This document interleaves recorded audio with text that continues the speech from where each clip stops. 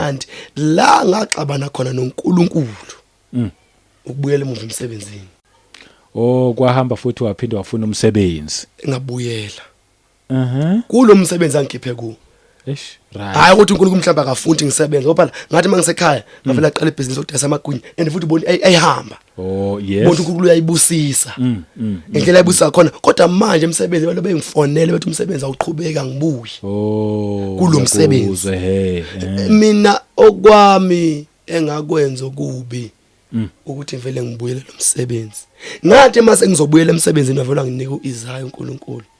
Ithi uIsaya noma uJeremiya. Isaiah 31 singayibheka nje mhlawumbe singayibheka le enza ukuthi uNkulunkulu alokhunje ngabane naye ngathi mase isinqumo sokuthi ngiyabuyela ubhuti wami lo engitshela ukuthi kanjena woza sengicela ukuthi uwenzele mina ke vele abelungu laba noma ngicela uwenzele mina umsebenzi eminingi. Ngathi mina bhuti wami hayi kulungile ngizoza yabona mase ngishiya uNkulunkulu senginalo bhuti wami. Ngathi ngicela ukukhuluma naye ngicela ukudropa nje ifoni nathi izwi sekuvuma ethi mina uye lapho ngoba uthi nje usumtshethe uzobuyela khona sengishilo ukuthi mina ngiyakuvuma ukuthi ubuyela kulo msebenzi. Hayi ngathi hayi angisayi. Makhamba isikhathi lamaboss angifonele futhi athi hayi woza sonyusela nemali ibeningi. Ngivele ngibambe sengizothi imali izoba ningi. Bathi hayi ngosolo ukuthi uze. Ngavela mina ngangalalela ngafela hayi ngizoza. Ngosone ngiyela engizoya ngale emsebenzini sengigezile ekseni ngiyavuka ngithatha iBhayibheli ngilivula lavele lavulekela unkatho. Laqonda Isaiah 31. Ubuze beGibhithe.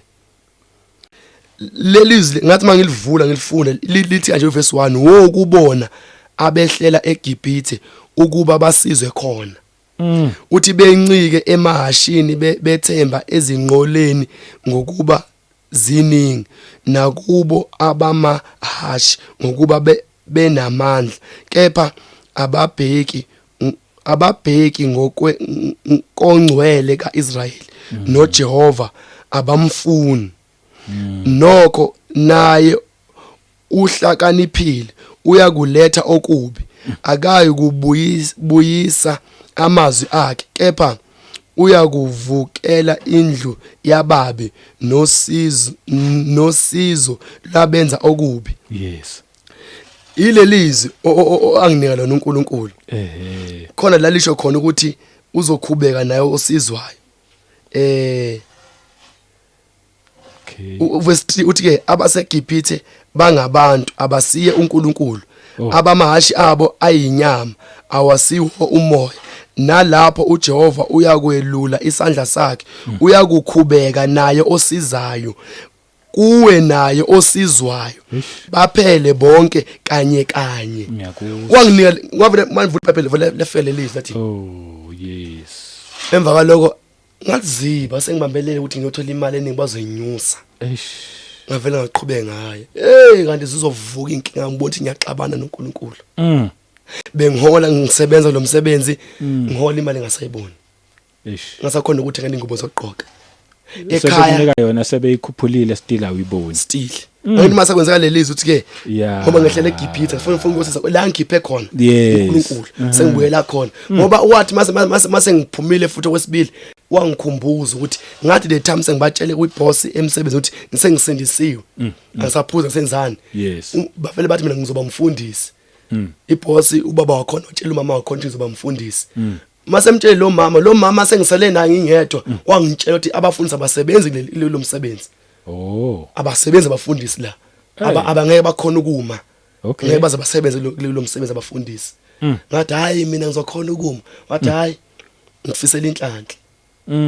Futhi yena uyathi uNkulunkulu wayembambele ufuna ukuconfirm ukuthi angifuneki ngumntana kulo msebenzi lo ngoba eshunqisa benza yonke into zolimala lo mama uthi yena uyazi into abasebenzisayo ngoba phela ubuthakathi lo buyazi into umuntu okholwayo la hayi ngeke bekazame bayazi nje wabeshunqisa abasuke benza yonke into. Okay kusho ukuthi iqiniso bayalazi ukuthi bashunqisa mahali bayalazi ngoba lo mama uvula ngitshela kanje ukuthi abafundisi angeke baze bame la ngoba ngathi manje mase ngibuyelile la ngangizodethu yamandla ehlanga khona mase ngibuyelile lo msebenzi bese uNkulunkulu wenza lelizwe iboss yaqala yagula umsebenzi la ama customer angabe senza nami zangishaya inhlupho imali ngiyayihola ngiboni ekhaya kwezinhlupheko kanti bese ngasahluphe enkulu bese kumnandi osondla inkukulu ngafika inhlupheko ekhaya kwaqala lapho futhi manje angisena ukuthula ekhaya lami asekuthula sengihleze ngikhala isemsebenzini ngiyemsebenzini anginakuthula nasemphakathini anginakuthula